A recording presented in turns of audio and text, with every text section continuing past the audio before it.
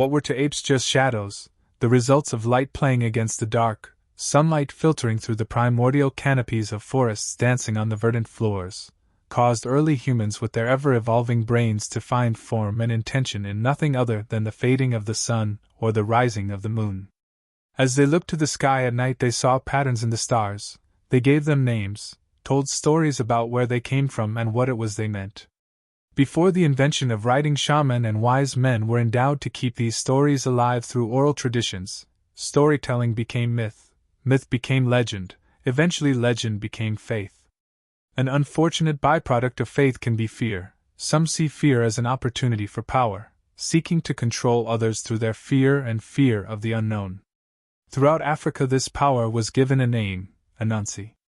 The followers of Anansi became convinced of a universal force that was capable of nudging the hands of others through belief, yet others called this God and saw good.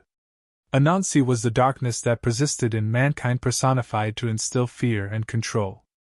Anansi quickly became the dark and shadowy boogeyman in the shadows, used by the few that wished to control the many, but never wanted to stand in the light. Anansi's tricks and persuasions were used to make others act, and for others to pay the price of Anansi's will, whilst the Anansi in man benefited from the chaos and havoc that followed its teasing. As like minds attracted, Anansi grew. Some with evolutionary glitches that would have died out if left on their own, and became a dark and shadowy movement passed on through generation to generation, gaining real power, real influence, creating real dangers. As the centuries slowly crawled through time, the Anansi took the opportunities that came their way. They sought out every tale of mystery and mythology. They had especially loved the Greeks.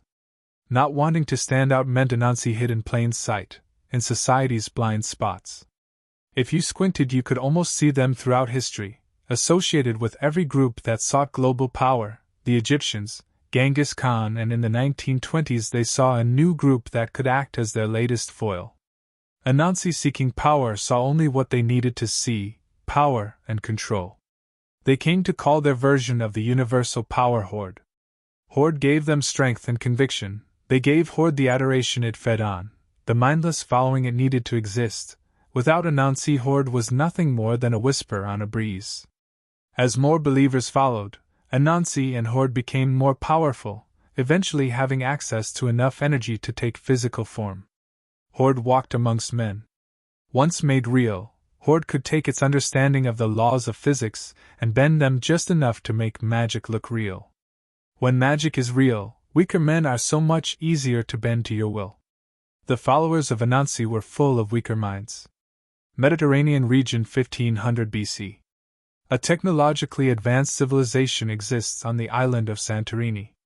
They possess technology based on a meteorite fragment with great power density, solarium, found on a nearby island, Patria.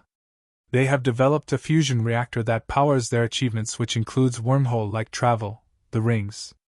They are traveling to other worlds and dimensions using its power. Their advancements come from ideas brought back from these more advanced worlds that they can travel to. Climate prediction warns them that a volcanic eruption could cause a tsunami that could wipe them from the Earth. From this possibility, they relocate to Antarctica and build their home in ice caves.